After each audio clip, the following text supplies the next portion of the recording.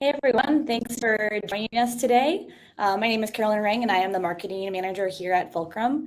Today we're just going to go over some of what's new in Fulcrum, talking about some of the upgrades we've made over the last month. As you might know, as a software SaaS company, we are continually making upgrades and updates to our product, so we wanted to give you a look in what we've been doing.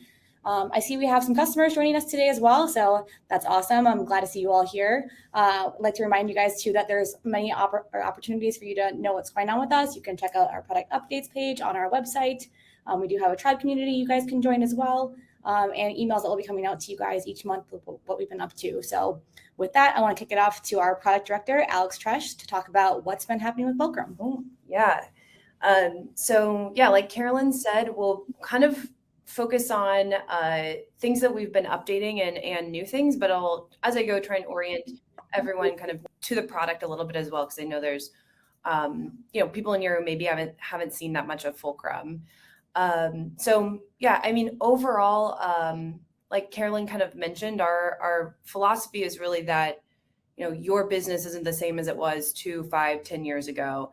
And the software and the tools and things that you're using to manage it really shouldn't be, the same as they were at that time either. So needs to be able to adapt and change to, the pace that everything else is changing. And so for us, what that really means is we're constantly updating our product, taking in, feedback from customers and what we're hearing from the market, and trying to really push things forward. So I'll cover a couple of different things that are, ranging in terms of really large changes that we've made to smaller changes that we've made, but we push out updates to our product and improvements every single week. We'll kind of run through a few of them. Right, let's share my screen.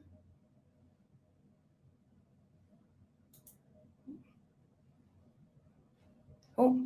And then the other thing I should mention is if you have questions as we go, definitely throw them in the chat. Carolyn's going to be putting them in a document for us, and we'll cover a few of the questions and stuff at the end. So the first thing that I'll go over is a pretty large feature sort of revamp for us, which is what we call demand planning. It's really a production planning tool. So to orient you a little bit to Fulcrum, we manage a lot of different pieces of the production process. We're handling everything from the sales side. We do stuff within purchasing, production, scheduling, items.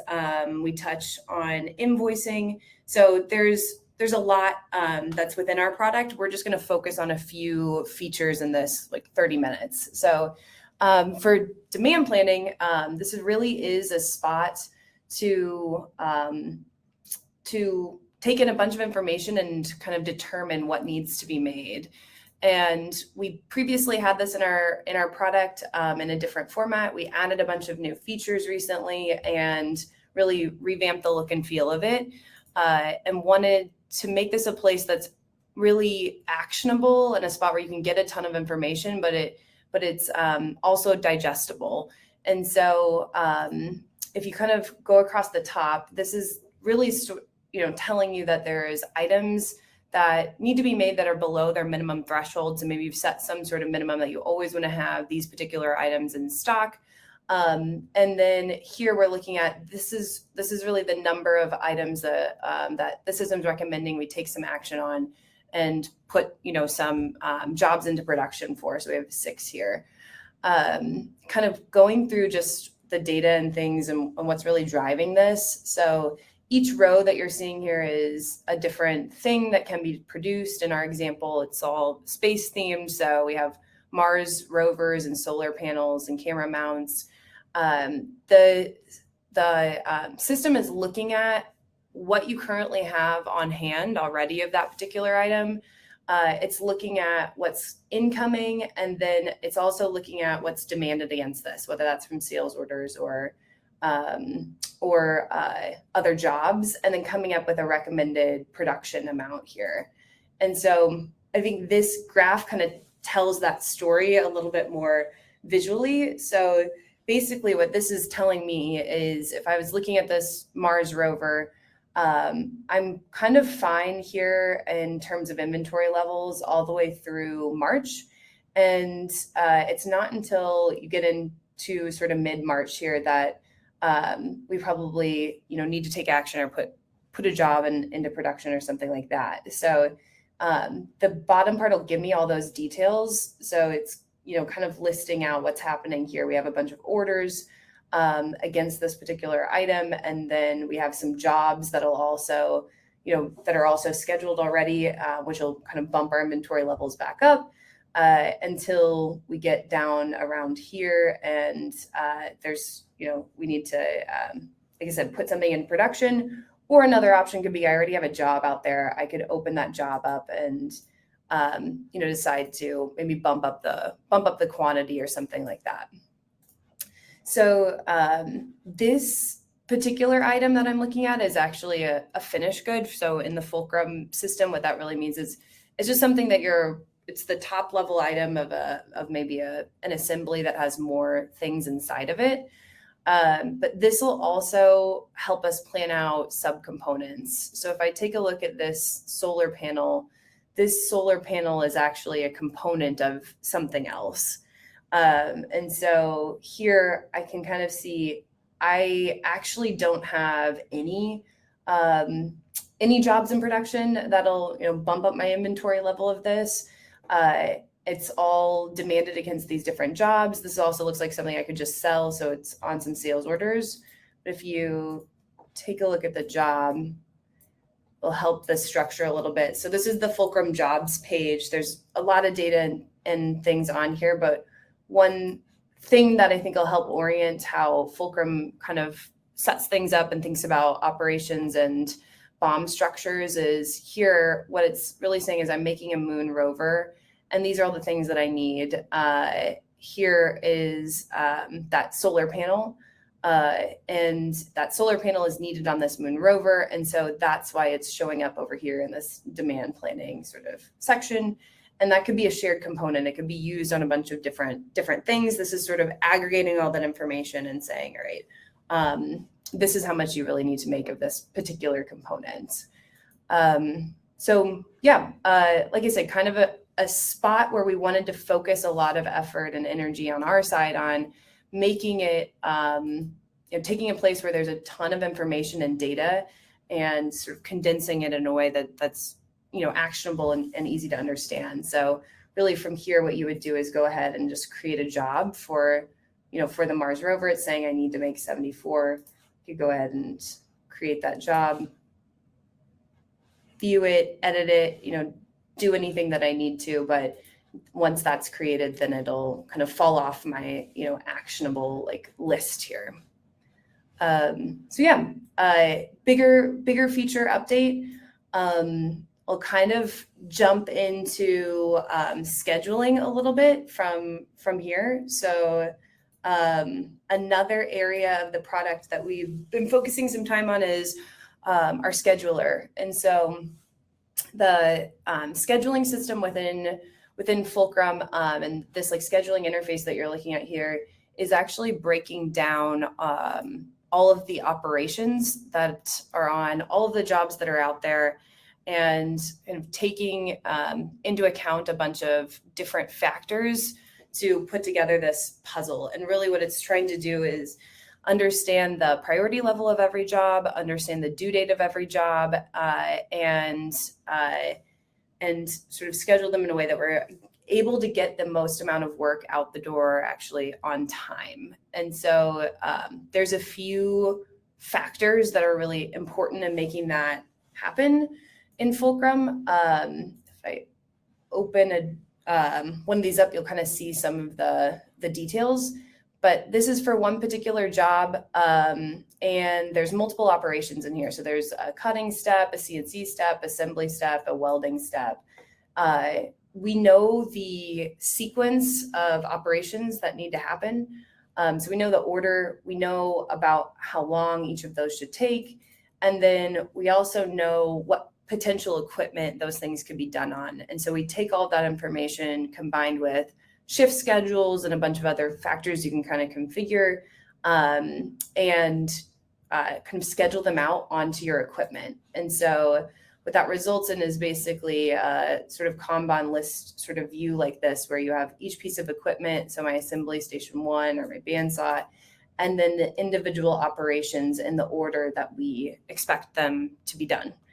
And so another spot where there's a lot of information and where we recently were working on changes to make it, again, a little bit maybe more digestible and a place where you could actually personalize some of this information. And so one of the features that we recently added was additional filtering, and then also the ability to save a particular like filter view for yourself. And so right now what I'm filtered to is every piece of equipment, all departments in the shop. But, you know, let's say, for instance, I'm just focusing in the machining area or an assembly area. I can create a new filter of that, name it, you know, whatever I want, set it as the default. And then that's actually the filter view that I'm going to see the next time that I actually log in.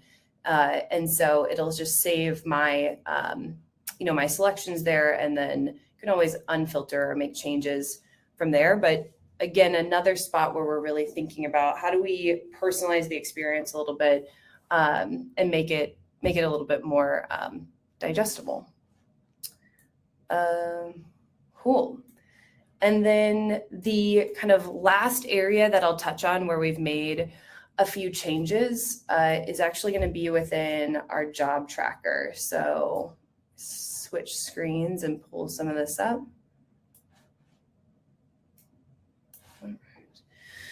So I'm currently on a jobs page. So I'm going to kind of show the job tracker and how that feeds some information back into the rest of the system. So we'll start on the jobs page and then we'll jump into job tracking. So in Fulcrum, the jobs page would primarily be used by, you know, your production manager, someone actually releasing the jobs. So this view will give you all the information about the BOM and the routing. You can add drawings, attachments, 3D renderings. This is where you'd, you know, change priority levels or due dates or things like that. But here is where you'll see this particular job that I'm looking at is for a suspension assembly. These are the operation steps. So I have cutting, milling, assembly sort of steps here. And then these are the materials that I need. And so based on all of this information, you know, the amount of time that we're expecting it to take, as well as the materials that we need and the amount that we need, we'll come up with an estimate for the job cost. So all my estimates are here at the top. In total, we're estimating this to be about $500.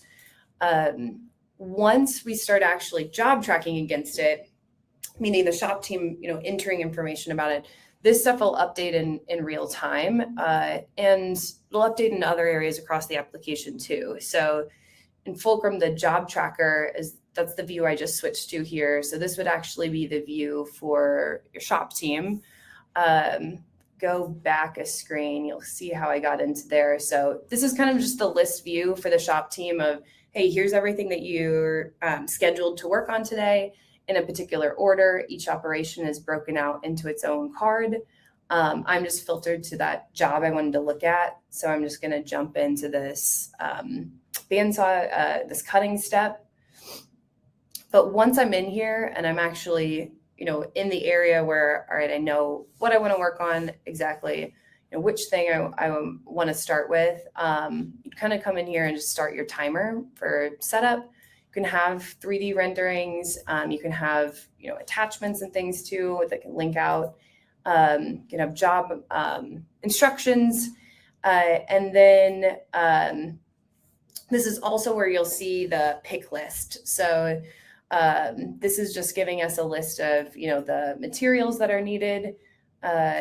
We can have in-process tracking steps. So this will give you some, you know, steps that need to be done potentially before you get started, while you're already in the run, post checks, and then finally, obviously, complete things. Operators can add notes or images as well. You can, if you click this, it'll pull up your camera if you're on a tablet, so you could take a photo of something. Add something into here so you can see that work. And this is where you'll also be able to see all the notes from anyone else who has worked on this too. So as people are working, maybe on things in tandem, you can see the notes and information there too. But this is a spot where we are continuing to make improvements. We'll likely be focusing a lot of effort in the next couple of months on making the job tracker smooth and easy for all of the shop teams. But it's also an example of a place where we've made, just a small tweak in the past, week to make improvements from what we were hearing from customer feedback as well. So here, this is our pick list. So we currently have 1,500 on hand. We only need 10. So this button's kind of blue saying, go ahead and pick it. If I tried to bump this up to a quantity that's higher than the amount I have, this will turn red and indicate, hey, you probably shouldn't try and pick this. We don't even have this amount sort of in stock. And that's really just kind of a small example of every area in our interface where we're trying to really focus on, okay, what information can we give the user at the right time to help them, make the right decision or prevent them from maybe, making a mistake or something like that. So this data, like I said, will feed all back into the jobs page.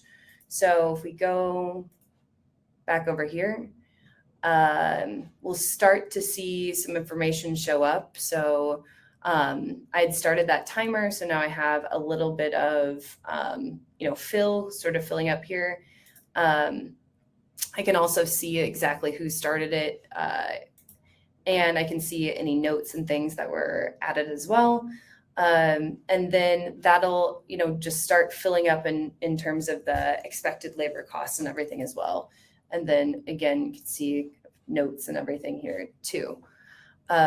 So yeah, that's just a couple of the updates that we've made in the past, couple of weeks and things that we've released and pushed out. I think we'll actually pause here and jump into any questions that people have. Okay, so yeah, we'll just kind of field some of these in random. The other thing I should mention is we do have a area of our site that is, like Carolyn mentioned in the beginning, we're adding every single week any product updates and things that have happened to the product there, and sometimes we'll do short videos and stuff if it's something bigger. So definitely check things out there too if you're interested in kind of following along.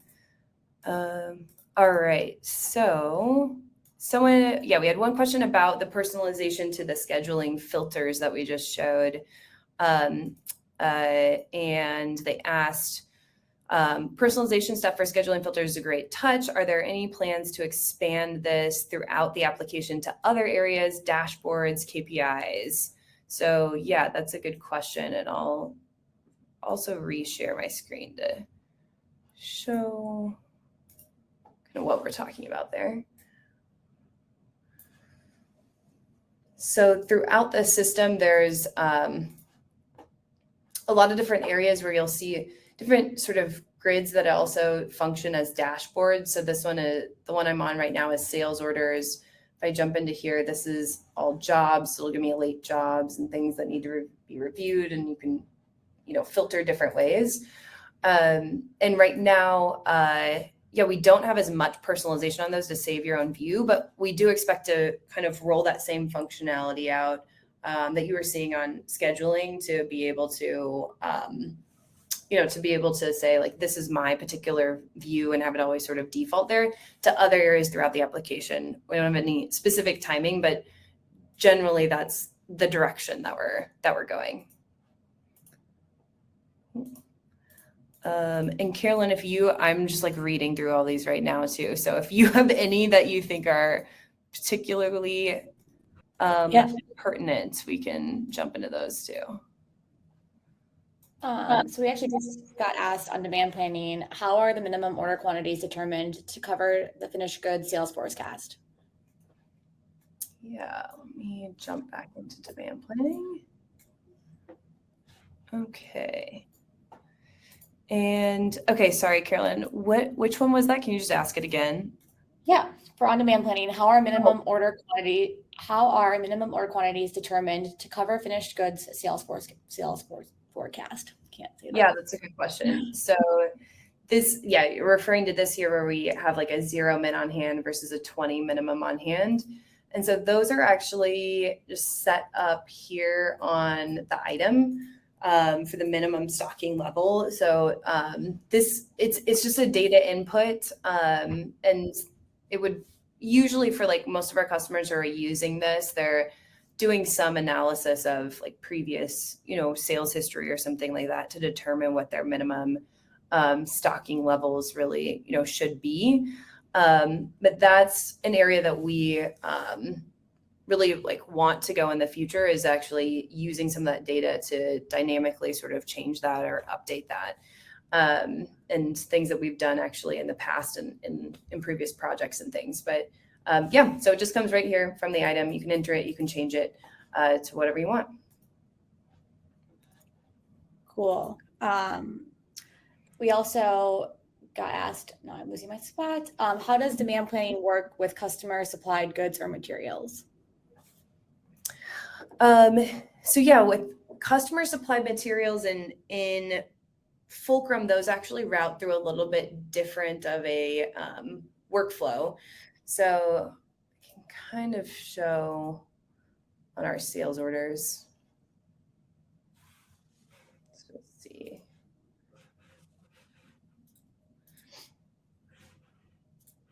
Yeah, so on our sales orders, there's, a bill of materials.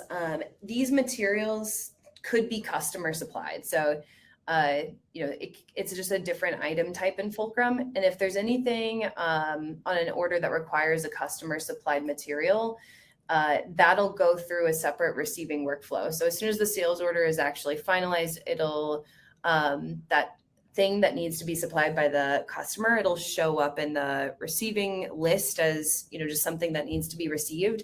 We also, I don't have one of those on this item or on this line item, but we also have the concept of a expected receive date for those items. And so because we know the expected receive date, we can factor that into scheduling. So it doesn't actually route through demand planning per se in terms of that screen that we were looking at, but it does factor into the scheduling decision.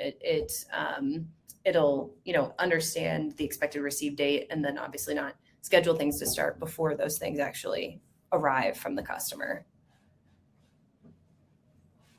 One that just came through too, on the item, there was a unit of measurement field. What are the options available for that unit of measure within the item? Oh, let's jump to an item. So there's a lot. So I'm jumping all over the place in the system. So I just went into items and then choose a particular thing. So this is our items page, and then this is the material information and unit of measure information. So we can handle like pretty much every standard unit of measure. This is just looking at, I think, things associated with length. We can handle pretty much every standard unit of measure. And then when you think about the unit of measure, usually what comes up is unit of measure conversions. And the way that we handle that in Fulcrum is there's a standard unit of measure that you're inventorying things in. In this case, I'm inventorying it by the inch. But I could, for this item, purchase it in some other unit of measure. And actually here, this setup is showcasing that. For this vendor from Ryerson, I actually am purchasing it by the foot.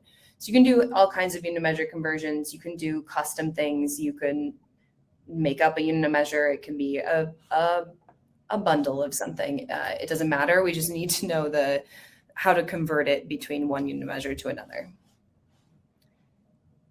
Cool. So there's a lot more questions. I'm going to throw you one more and then we can wrap this up, but I'll give an email address so people can reach out to me and we can continue answering some of these. But last one, just on the forecast, like what's coming next for Fulcrum? Any cool features that we're adding that we should be on the lookout for? What's on the roadmap for the next month? Yeah, so a lot of what I just showed in demand planning, so let me close some of this, will be happening to purchasing planning as well. So right now we have a similar concept, but on the purchasing side to kind of aggregate all that information and give recommendations of how much needs to be purchased and when. And so one of the big features that we'll be releasing soon is an update there that'll give, again, a more like graphical representation of projected inventory levels to help make some of those decisions. And then we're also working on a pretty big update to our sales order entry page. And so there's a lot of new features and functionality kind of baked into that as well. Awesome. I did drop into the chat the link to the product updates page on our website. So I encourage you all to go take a look there. We'll be adding whatever's coming new once it's released. And I'm going to drop my email address into the chat as well. It's just Carolyn, my first name, at fulcrumpro.com. But I'm happy to answer any of the questions you didn't get answered today or set you up with the right person. So thank you all for coming, and I would welcome your feedback. So thanks. Thanks.